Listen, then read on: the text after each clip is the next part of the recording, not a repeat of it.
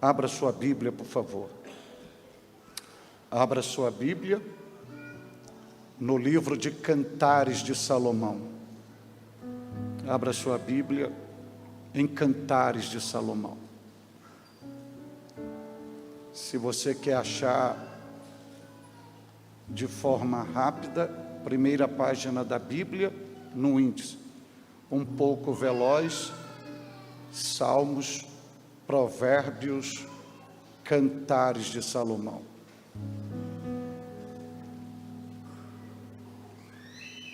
Capítulo de número 2, versículos de número 11 e o versículo de número 12 do livro de Cantares de Salomão. Quem ainda está procurando e que deseja achá-lo na velocidade da luz, é só olhar para a tela, que o texto já está na tela. Cantares de Salomão, capítulo 2, versículos 11 e o 12.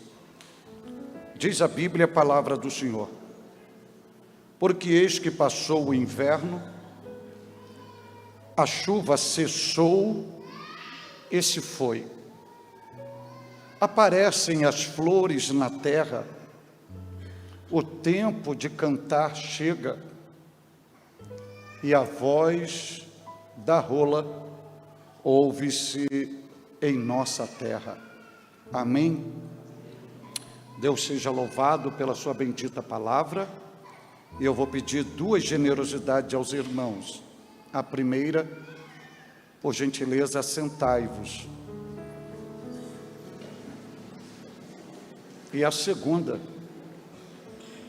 eu solicito-vos que mantenha a sua Bíblia aberta nesses dois versículos.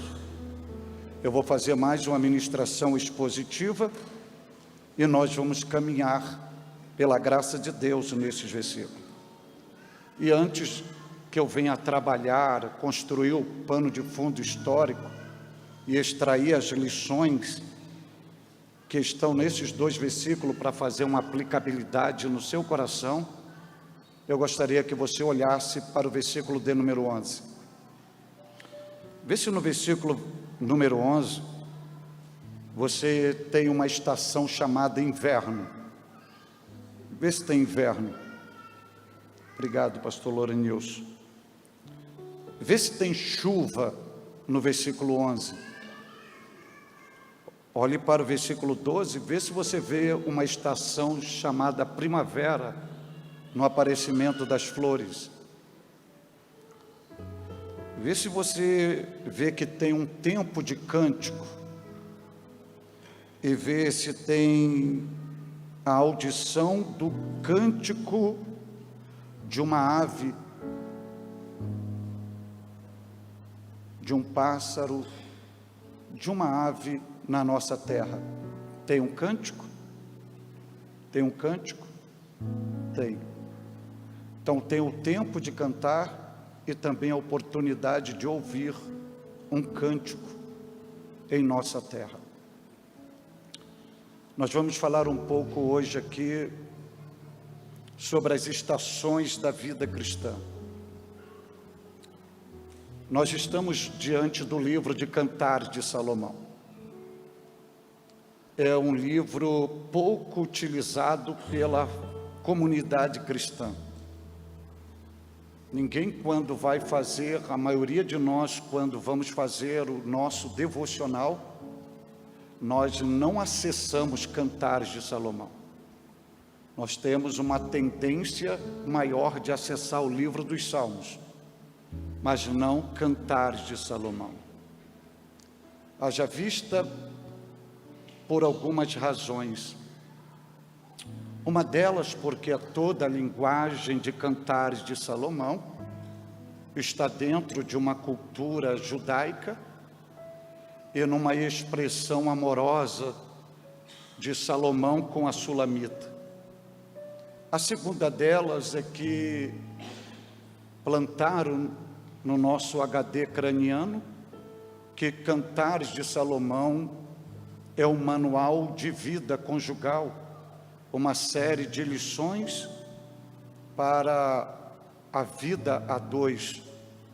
Isto é uma verdade, mas não é toda a verdade.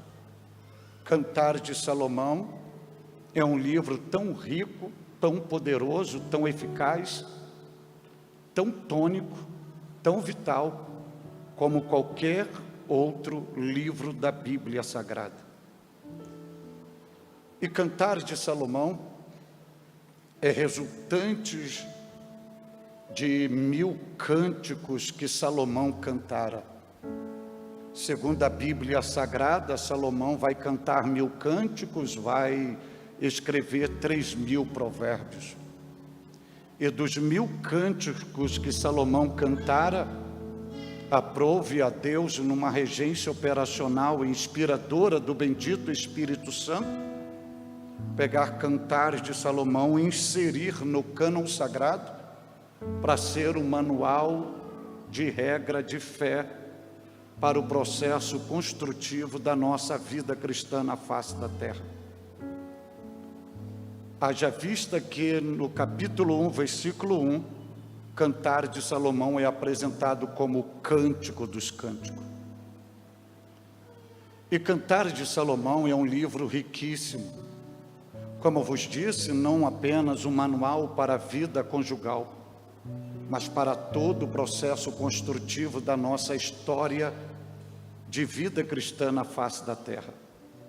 Por exemplo, se você quer saber sobre Jesus Cristo, a natureza de Jesus, a beleza de Jesus, o ministério de Jesus, a obra de Jesus, o cuidado de Jesus, Cantares de Salomão.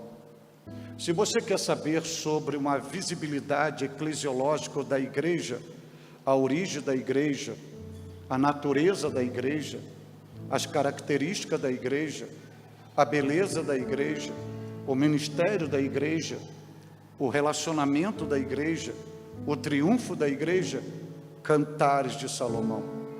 Se você quer saber sobre o Espírito Santo, as obras do Espírito Santo, o fruto do Espírito, a operacionalidade do Espírito, Cantares de Salomão.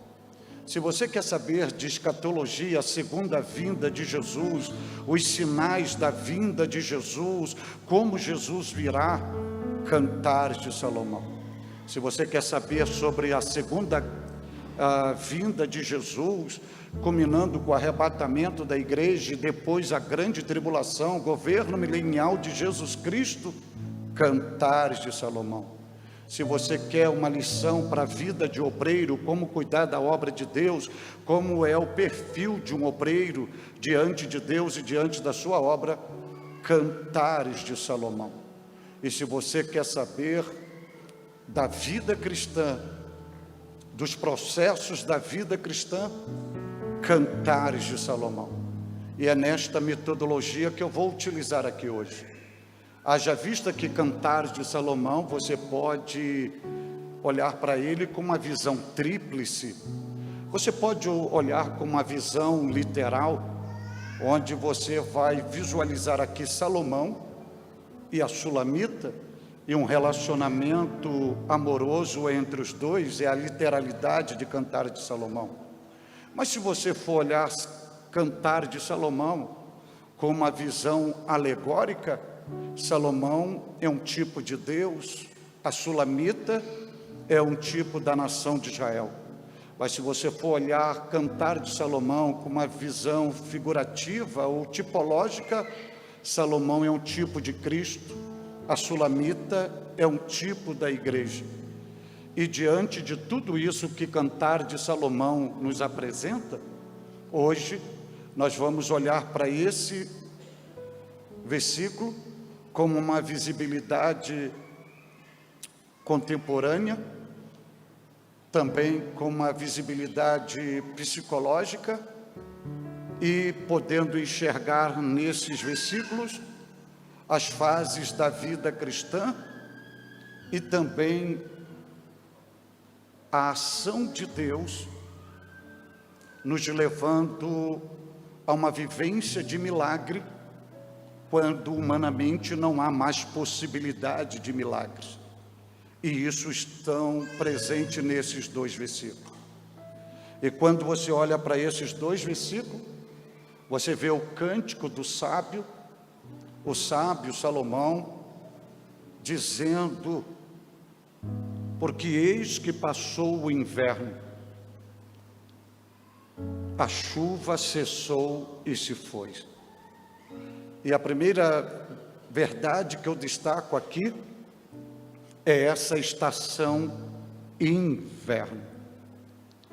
A estação inverno, na luz da Bíblia Sagrada, vai caracterizar para nós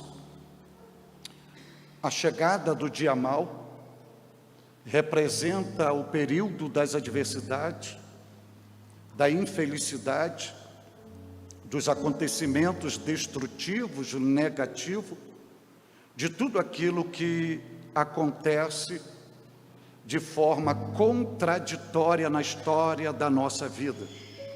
É o que representa o inverno na Bíblia Sagrada. E o inverno é uma das estações, das 4 estações que regem a nossa vida no mundo natural. Mas isso também vem sinalizar que na vida cristã, na vida espiritual, também existem as 4 estações estabelecidas por Deus, e haja vista que tanto naturalmente quanto espiritualmente, ninguém escolhe as estações e ninguém fica nas mesmas estações. Isso é uma metodologia pedagógica divina, ensinando que a nossa vida não é estática, que a nossa vida não é uma rotina e que a nossa vida não é paralisada, que a nossa vida é dinâmica, que a nossa vida foi construída para viver fases, processos, estações. Deus já deixou isso sinalizado para todos nós no processo criativo de Gênesis capítulo 1. Quando Deus está criando todas as coisas, quando chega no 4º dia, a Bíblia vai dizer no primeiro capítulo do primeiro livro, o livro do Gênesis, ou das origens, ou das Gênesis, ou o livro do princípio, no 4º dia, Deus vai criar o sol, Deus vai criar a lua e Deus vai criar as estrelas. Isso Deus está estabelecendo na face da terra. Só que numa projeção profética, graciosa, tipológica, na dispensação da graça, Deus está fazendo uma projeção.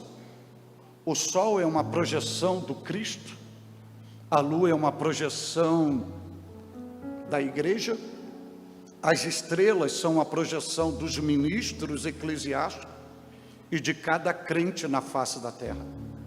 Mas quando você olha para a lua, que Deus vai criar entre o sol e as estrelas, Deus não criou a lua com uma única fase. Deus criou a lua com 4 fases. Você vai ver que a lua tem a fase crescente, e começando dentro da literalidade, a lua tem a fase nova, a lua tem a fase crescente, a lua tem a fase cheia e tem a fase minguante. É Deus nos ensinando na projeção da lua que assim é a nossa vida. Existe fase na nossa vida que é fase de crescimento. Tudo dá certo, tudo frutifica, tudo é idealizado e materializado conforme o desejo do nosso coração.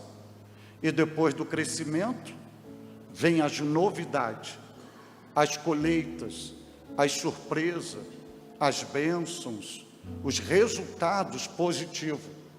E após a fase nova, vai nos levar à fase da cheia, do cheio, da abundância, da prosperidade, de lagares transbordantes, de celeiros cheios, de vida regaladamente. E quando a gente acha que não vai precisar de mais nada, entramos na fase minguante e não conseguimos segurar nada, porque tudo evacua-se da nossa mão e da noite para o dia, nos sentimos vazios e perdemos tudo. Aí perguntamos, injustiça divina? Não. Falta de amor divino? Também não. Falta de cumprimento de promessa? Também não. Então por que Deus permite a gente, depois de ter tudo cheio, viver a fase de minguante? Porque Deus faz tudo isso só para nos levar a viver o novo de Deus novamente, para a gente crescer novamente, para a gente se encher novamente e entender que tudo que acontece na nossa vida, o segredo não está em nós, o mérito não está em nós, tudo é bondade de Deus, tudo é misericórdia de Deus, e Ele permite tudo isso para que venhamos ter um vínculo de dependência dEle e saber valorizar cada fase que Deus nos leva a vivenciá-la, sem roubar a glória de Deus. Então, quando estamos crescendo, nós sabemos que estamos crescendo porque Deus está nos fazendo crescer. E quando estamos vivendo o novo, é porque Deus está nos proporcionando novidade. E quando estamos vivendo a fase cheia regaladamente, o nosso ego é abortado, é sacrificado pelo amor divino, pela glória divina, sabendo que tudo aquilo é a mão de Deus, é o milagre de Deus, é a provisão de Deus. E quando chegamos na fase minguante, não há desespero, não há loucura, porque a gente sabe que tudo que veio, veio por Deus, e tudo que saiu, não foi o diabo que tirou, foi o próprio Deus que permitiu, porque Ele quer nos levar a uma dimensão de vida, para que a gente possa crescer de novo, viver o novo novamente, viver a fase cheia novamente, e em tudo glorificar o seu nome. Isso foi projetado na lua, e quando chegamos em Cantares de Salomão, a gente vê também na declaração do sábio, e numa delas é essa fase que nos proporciona, que é a fase do inverno. Como vos disse, tudo que é negativo, destrutivo, é representado no inverno. E o inverno, vale salientar aos senhores, os senhores já sabem, as senhoras, e não custa lembrá-los, que o inverno, ele não tem discriminação, ele não tem preconceito. O inverno, ele é imparcial. O inverno, ele não escolhe faixa etária. O inverno chega para o recém-nascido, como chega para o ancião. O inverno, ele não tem preconceito de status social. O inverno chega para o cidadão que está residindo debaixo de um viaduto público que é conceituado como morador de rua, mas chega também para aqueles que moram no arranha-céu. O inverno chega para aqueles que estão desprotegidos, porque o inverno não dá perguntas a nós. Você me quer? Você está preparado? Você me aceita? Se você está preparado ou não, o inverno chega. Assim são as lutas, as crises e as adversidades da vida. Elas não nos perguntam se nós aceitamos as mesmas ou não, se estamos preparados para elas ou não, e também não dá aviso prévio. Os meteorologistas apenas podem prever quando vem, mas eles não exercem comando e domínio sobre as estações, porque as estações não são dos meteorologistas, elas são de Deus, e só Deus exerce governo sobre elas. E assim são as adversidades. Você termina um dia sorrindo, E quando abre as portas da vida no dia seguinte, você está dentro de um inverno existencial. Você não pediu, você não escolheu, você não projetou, porque a gente projeta só o que é benéfico, só o que é salutar, mas a gente não faz nenhuma projeção de dia mau, de tristeza, de perda, de tropeço, de lágrimas. A gente projeta festas, mas não projeta luto.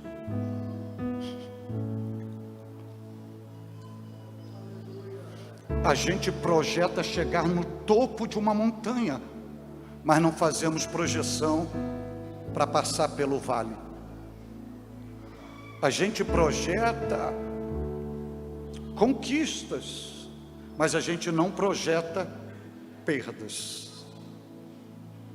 E na verdade, na escola da vida, já dentro de casa, nós fomos ensinados a vencer, mas ninguém nunca nos ensinou, nos treinou, nos preparou para uma derrota, para uma perda. Por isso que as frustrações são grandes, porque só apresentaram para nós o lado positivo, mas não apresentaram que a vida não só tem o lado positivo, tem o seu lado negativo. E Deus projeta isso na criação, no capítulo 1, porque quando ele diz dia e noite, ele está projetando o dualismo da vida, mostrando que a vida não é só de dia ensolarado, tem as suas noites escuras. Logo nesse dualismo, não é só alegria, tem as suas tristezas. Tem vida, mas também tem morte. Tem flores, mas também tem seus espinhos. Tem rios, mas também tem os seus desertos. Tem as abundâncias, mas tem as suas escassez. E quando nós olhamos para o sábio Salomão, ele vai fazer essa projeção para nós, quando ele apresenta o inverno. E falando no inverno, ninguém se prepara, não projeta, principalmente o inverno espiritual. E inverno, você não adianta mudar de lugar. Por exemplo, a Europa, a América do Norte, está caindo neve neste momento. E se os moradores de lá fugirem para a nossa pátria para escapar do inverno, no mês de julho, tem um inverno aqui esperando por eles. Então não adianta você mudar de lugar por causa de uma luta, por causa de um problema, porque isso não vai te resolver. Porque aonde você chegar, tem um inverno te esperando. Inverno não se foge, inverno se encara, se enfrenta, se adapta. Assim são as lutas. De luta não se foge, de adversidade você não foge, você não corre, você enfrenta, você adapta. E vale salientar que você e eu não somos melhores do que Jesus, ou melhores do que Jesus, porque se você olhar no Evangelho do Cristo segundo João, Jesus também viveu o seu inverno, tanto literal, meteorológico, como existencial e emocional. E a Bíblia vai dizer: e ele entrou no templo, vírgula, porque era inverno. Quando o inverno chegou no período de Jesus, sabe onde ele foi se proteger? Foi aonde ele se abrigar? No templo. A tendência hoje é que nas crises, nas lutas, nas batalhas, é fuga. E a primeira expressão comportamental é abandonar o Senhor, é se afastar da comunhão dos santos, e sumir do templo, Jesus ensina o seguinte: quando o inverno existencial chegar, corra para o templo. É ali que você vai encontrar abrigo, é ali que você vai encontrar proteção, é ali que você vai ser amparado, e é ali que você vai ser aquecido. Então, o inverno não se foge, inverno se enfrenta. Se enfrenta. E quais são as características que a gente está vivenciando o inverno existencial?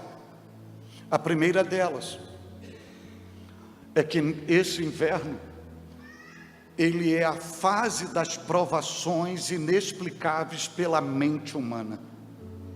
Isso significa dizer que aquilo que você não esperava de negativo, de destrutivo, chegou na história da sua vida. E como os amigos de Jó que nos rodeiam vão se colocar no trono e vão julgar a nossa vida, dizendo que tudo que está acontecendo negativamente é porque estamos em pecado. E você faz uma anamnese da sua vida, faz uma viagem no seu interior, você faz uma análise de toda a sua história existencial,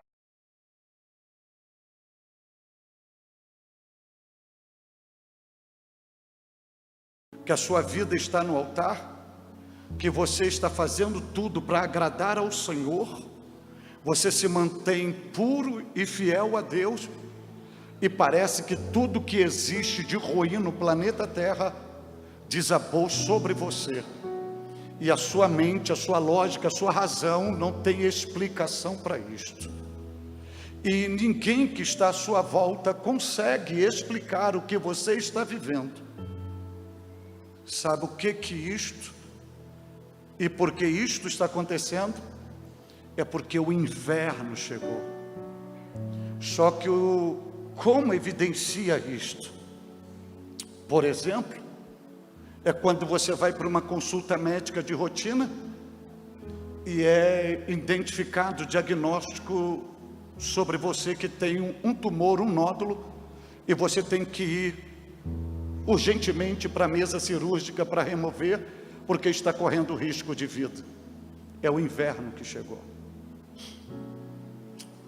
É quando você está em casa levando a vida normal e de repente você recebe um telefonema, uma notícia, que um filho ou um membro da sua família for atingida por um projétil perdido aleatoriamente e ele foi ferido e foi levado a óbito.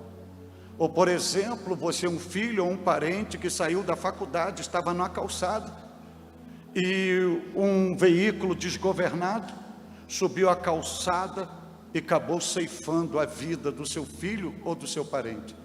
E você vai explicar e pedir questionamento, pergunta: por que isto? É o inverno que chegou. De repente, aflora situações tão adversas, como uma notícia que a sua empresa está falindo, ou uma porta empregatícia acaba de fechar e você está sendo despedido. E por que isto? É o inverno que chegou. E você faz uma análise, você olha para o lado, vê pessoas sorrindo, enquanto você está chorando. Você vê pessoas vivendo regaladamente, quando você se sente numa masmorra existencial. Você vê pessoas dormindo a noite toda, e você procura o sono, e parece que ele foi tirado de você na velocidade da luz, e você passa a noite toda, e ela parecendo uma eternidade, bebendo as suas próprias lágrimas em calafrios, e você pergunta: eu estou bem com Deus, e por que isso está acontecendo? É porque o inverno chegou. Ainda que os homens, que nenhum estudioso consegue dizer a razão, apenas trabalham a hipótese, mas a Bíblia vai explicar por que a gente está passando isto.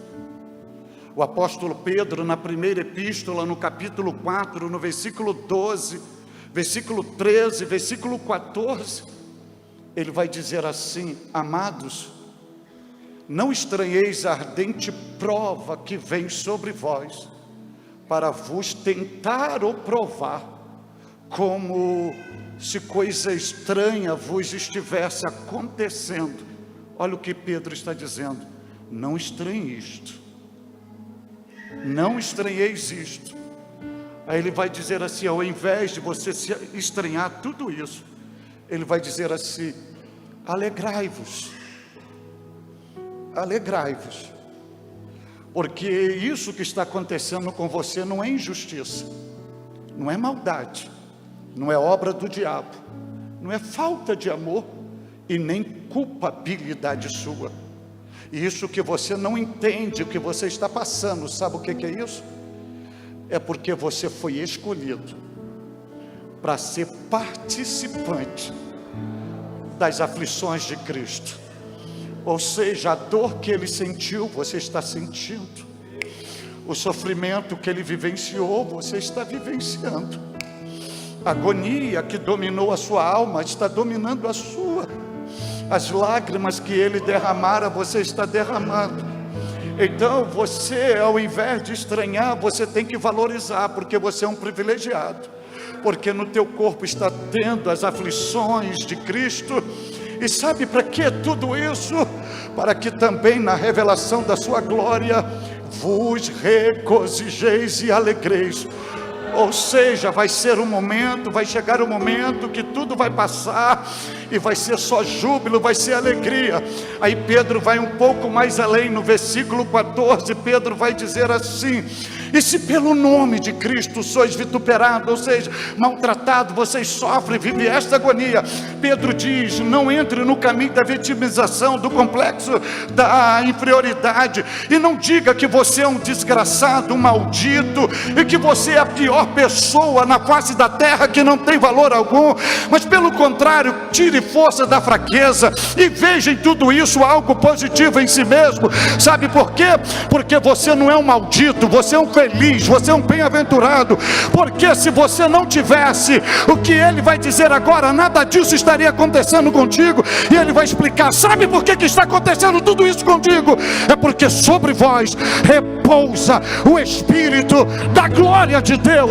Porque se você não tivesse o Espírito da glória de Deus, a comunhão com Deus, a presença da glória de Deus, a presença divina em você, você não estaria passando por isso. E você passa por tudo isso porque sobre você repousa o Espírito da glória de Deus. Aleluia, aleluia, aleluia, aleluia. Então deixa eu só parafrasear aqui. Há uma probabilidade que você está me ouvindo esteja no inverno. Então preciso desconstruir algumas coisas da sua mente. Primeiro, nada que está acontecendo com você é obra de Satanás, porque o diabo não rege a sua vida. Quem rege a sua vida é o Deus dos céus. E segundo, não alimente sentimento de culpa, porque isso aí não é culpabilidade sua. É apenas uma fase que Deus está permitindo você passar. E terceiro, não se sinta o pior de todos. Pelo contrário, não faça metodologia comparativa com terceiros, porque eles não têm o que você tem.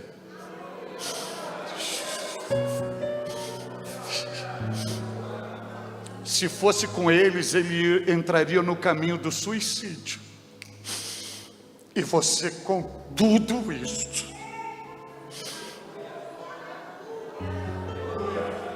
você se mantém de pé, mesmo doendo, mesmo sangrando. Você não abre mão do Senhor. Você não nega a fé. E Ele permitiu tudo isso, porque sobre você repousa o Espírito da glória de Deus. Aleluia, aleluia.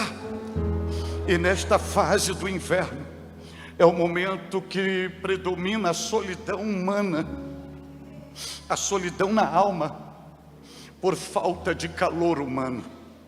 Na fase do inverno, todos aqueles que estavam contigo no verão, que tomava café contigo, almoçava contigo, a tua casa, teu apartamento vivia lotado, era convite para o chá, era convite para o churrasco, sua campainha, seu telefone não parava de tocar, era a fase do verão.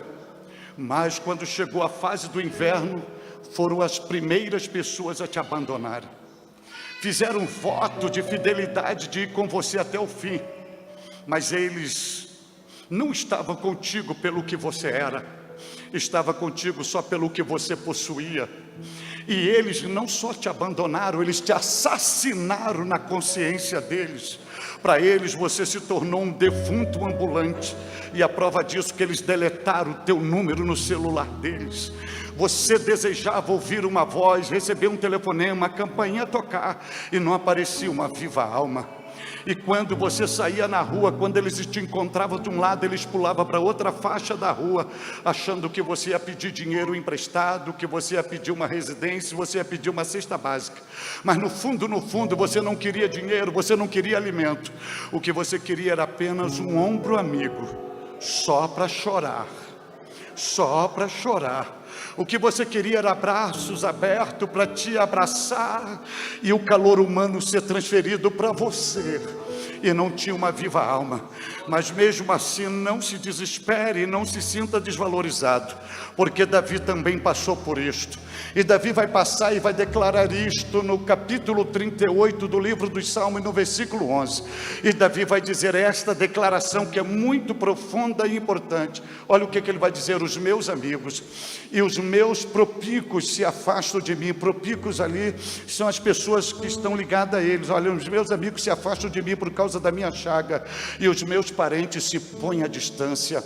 Amigos e parentes, todos somem, todos desaparecem, e você fica como um indigente, como um defunto ambulante. E você não quer prata, você não quer ouro, você não quer riqueza, você só quer calor humano, e não tem. Sabe o que é isto? É porque o inverno chegou. Além disso, é a ocasião que você é identificado pelo cheiro de mofo. Nas regiões que o inverno é castigante, que domina tudo, o ambiente fechado, que é dominado pela friagem, vai gerando fungo, vai gerando mofo, e quando você abre, o primeiro odor que você sente é o odor do mofo. E o que é o mofo na Bíblia? São as falsas acusações. São pessoas que não entendem o propósito de Deus na sua vida e diz: está passando por isso porque está em pecado, está passando por isso porque está desviado, está passando por isso porque está em falha com Deus, está passando por isso porque feriu a santidade do Todo-Poderoso, está passando por isso porque é juízo, é punição. E não tem nada de falha, não tem nada de erro. E eu estou pregando não teoria, eu estou pregando o que eu vivo, o que eu vivi. Porque quando o Senhor pediu meu filho de 30 anos, 15 de agosto, eu ouvi várias vezes: reveja a sua vida. Provavelmente você cometeu algo, você fez algo que não agradou ao Deus do céu, talvez você seja o responsável. Olha o que eu ouvi. Eu tive que parar uma noite e dizer: Deus, por favor, se eu sou culpado pela morte do meu filho, fala comigo, porque eu não posso ser refém da minha própria consciência. E eu passei uma madrugada toda sonhando com meu filho, e o Senhor me mostrando, eu cuidando dele, e eu termino o sonho com meu filho saudável, e dizendo: Pai, levantei esta noite, fui nos doces, comi os doces e eu estou bem. E sentando, e o Espírito de Deus me fez conscientizar: não é culpa tua, é propósito meu. Então vou te dar um conselho: se você não entende o propósito de Deus na vida dessa pessoa, não se envolva neste propósito, porque Deus te chama de profeta na Bíblia, mas não te chama de juiz. Deus te chama de sacerdote, mas não te chama de juiz. Deus te chama de ovelha, mas não te chama de juiz. Deus te chama de santuário do Espírito Santo, mas não te chama de juiz. Deus te chama de corpo de Cristo, mas não te chama de juiz. Deus te chama de bom soldado de Jesus Cristo, mas não te chama de juiz. Deus te chama de noiva do Cordeiro, mas não te chama de juiz. Deus te chama de pedra preciosa, mas não te chama de juiz. Deus te chama de menina dos seus olhos, mas não te chama de juiz. Se você não pode orar por essa pessoa, se você não pode jejuar por ela, fique em silêncio, porque o inverno é só uma estação. Hoje você está no verão, ele está no inverno, mas amanhã é você que poderá estar no inverno e ele está no verão. Então não entre, não misture, não toque neste propósito, porque Paulo vai dizer em Romanos 14:4, olha o que Paulo vai dizer para todos nós. Paulo vai dizer que só existe um justo juiz. E ele vai dizer assim: quem és tu que julgas o servo alheio? Para o seu próprio Senhor ele está em pé ou cai, mas estará firme, porque poderoso é Deus para o firmar.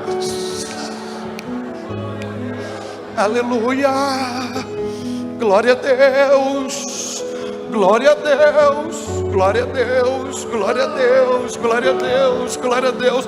Não julgue, não julgue, porque apesar de tudo, ele se rastejando, ele consegue vir aqui, ela consegue chegar aqui, apesar de tudo, consegue abrir os seus lábios e dizer amém.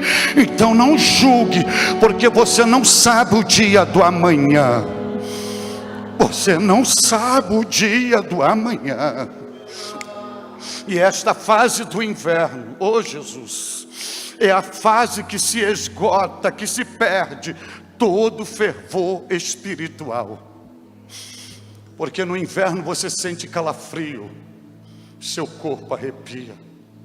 E quando você chega no inverno, você procura a sua saliva, não tem saliva. Você procura o seu fervor e não tem.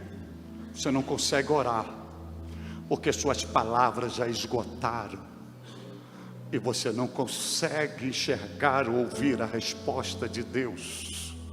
Você não consegue mais chorar, porque as suas pupilas secaram.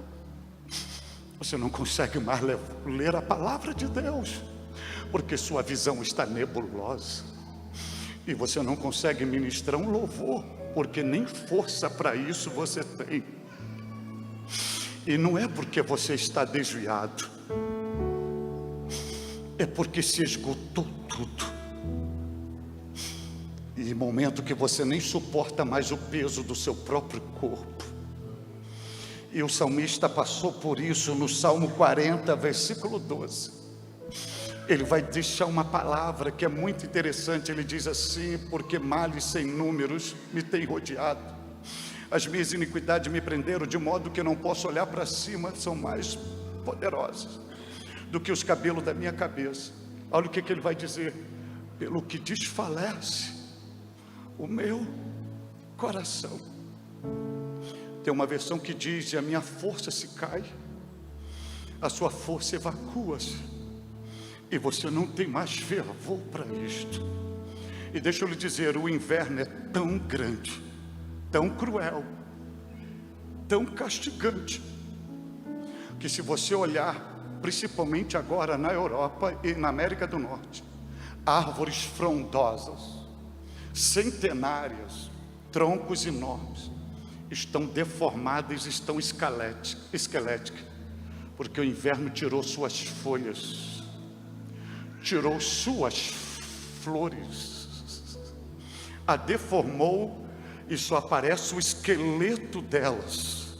E quem não entende de botânica, olha e diz assim: está morta, tem que ser cortada, porque não vai produzir mais nada, porque só tem casca, só tem esqueleto.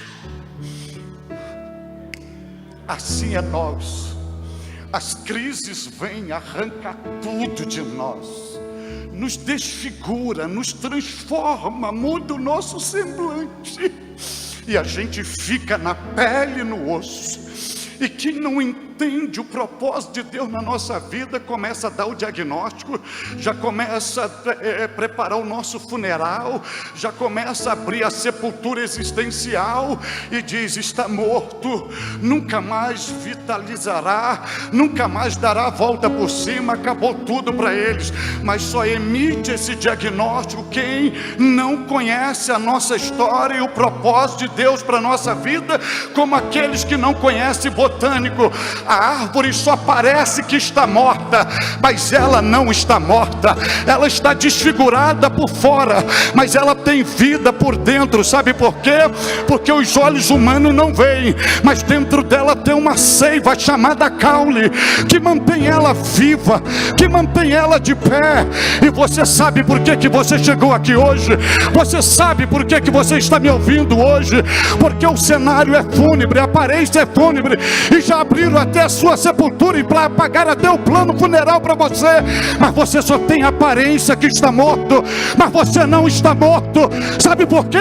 Porque dentro de você tem uma seiva divina, e essa seiva divina é o bendito Espírito Santo. E você sabe por que você levantou a mão? Você ia mandar pedir, é porque essa seiva está te mantendo vivo aí, e ela está levantando a mão. Você sabe por que você está chorando? É porque tem uma seiva divina aí dentro de você, mexendo dentro de você. Você sabe por que você está adorando? É porque tem uma seiva divina aí dentro de você, celebrando e te mantendo vivo, te mantendo viva. É a presença do Espírito Santo, e está aí dentro de você. Aleluia. Aleluia, glória a Deus, aleluia, glória a Deus. Deixa eu dizer algo aqui. Você está dizendo aleluia, você não veio programado para isto. Você está dizendo glória a Deus, você não projetou no dia que hoje daria glória a Deus. Então você não está reproduzindo mecanicamente, e nem porque você é membro da Assembleia de Deus, porque isto não é propriedade da Assembleia de Deus. Porque sabe por que você está dizendo aleluia? Sabe por que você está dizendo glória a Deus? Sabe por que você está levantando a mão? Sabe por que você está adorando? Por causa dessa presença, essa seiva, esse caule divino que está aí dentro de você, o Espírito Santo. Porque Paulo vai dizer assim: ninguém pode dizer Senhor, Senhor, se não for pelo Espírito do Senhor. Se você está dizendo louvado é o Senhor, porque Ele está aí dentro de você dizendo louvado é o Senhor. Se você diz aleluia, porque Ele está aí dentro de você dizendo aleluia. Se você diz glória a Deus, é porque Ele está dentro de você dizendo glória a Deus. Você só tem aparência que está morto, mas você não está morto. E outra coisa, pode ser o inverno que for, mas não tira a árvore do lugar. Sabe por que não tira a árvore do lugar? Porque o segredo dela não está no tamanho dela do lado de fora. O segredo está na raiz, está na raiz. Pode acontecer cair neve, mas não arranca, porque ela está na raiz. E aí ninguém entende, a sua família não entende, a sociedade não entende, porque entra luta e sai luta, e você está aqui. Entra prova e sai prova, e você está aqui. Guerra e mais guerra, e você está aqui. Sabe por quê? Porque você tem raiz, você tem raiz, você tem raiz, você tem raiz. E hoje você pode cantar igual a Paulo: eu sei em quem tenho crido. Hoje você pode cantar igual a Jó: eu sei que o meu Redentor vive.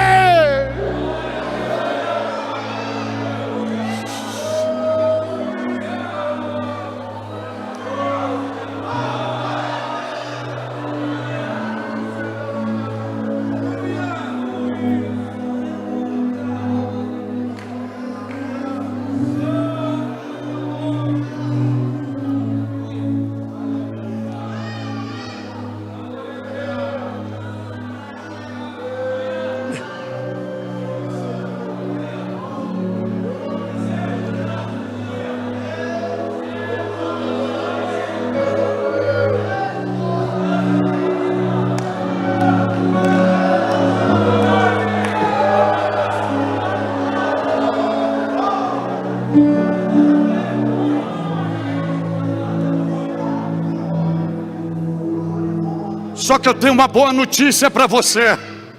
E essa boa notícia está aqui nesse texto bíblico. E hoje Deus sinaliza para você algo que você nunca vivenciou.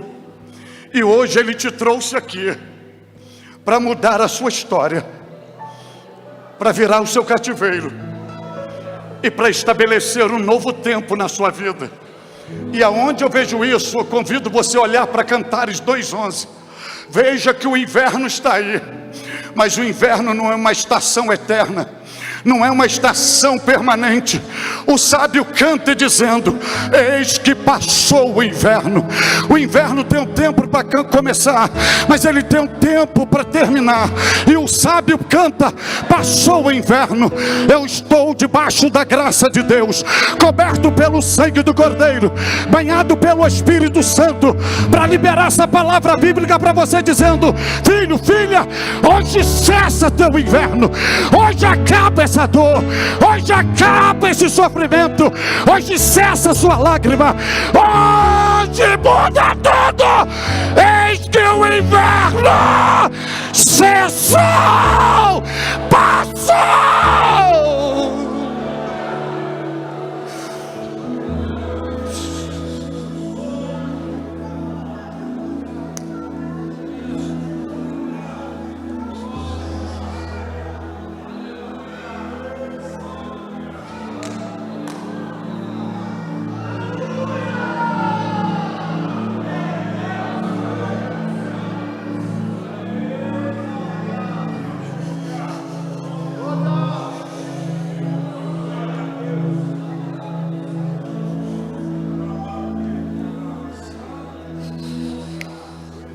O versículo 12, eu falarei dele no próximo Aviva, mas o que eu quero que você entenda hoje aqui, e aqui eu concluo dizendo: se prepare, prepare sua família, prepare sua empresa, porque vem um novo tempo, vem uma nova estação, vem uma nova fase. E não sou eu que estou dizendo isso para motivá-lo, é a Bíblia quem diz: o choro pode durar uma noite, mas a alegria vem pela manhã. Vem aí, eu estou autorizado. Cessa o inverno, acabou, acabou. Se prepare, porque vem algo aí. O tempo de cantar chegou, o tempo de cantar chegou. E eu encerro dizendo: eu estou mais ou menos 1h15, 1h20 só liberando Bíblia para você. E se Deus é vivo, e se Deus habita nesta casa, e se Deus está usando meus lábios, e a palavra dele na minha boca é verdade, em alguns segundos ele dará um sinal da sua gloriosa presença neste lugar. Eu repito: se Deus é vivo, se Deus habita nesta casa, se Deus está usando meus lábios, e a palavra dele na minha boca é a verdade, em alguns segundos ele dará o sinal da sua gloriosa presença neste lugar. Aguardem, aguardem, aguardem, aguardem.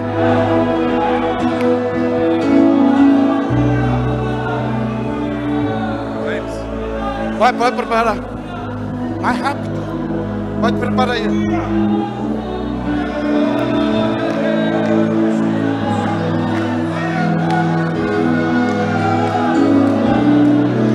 Não tenha medo da presença de Deus. Não reprima o Espírito Santo. Aproveite, porque o Senhor está entre nós. O Senhor está entre nós.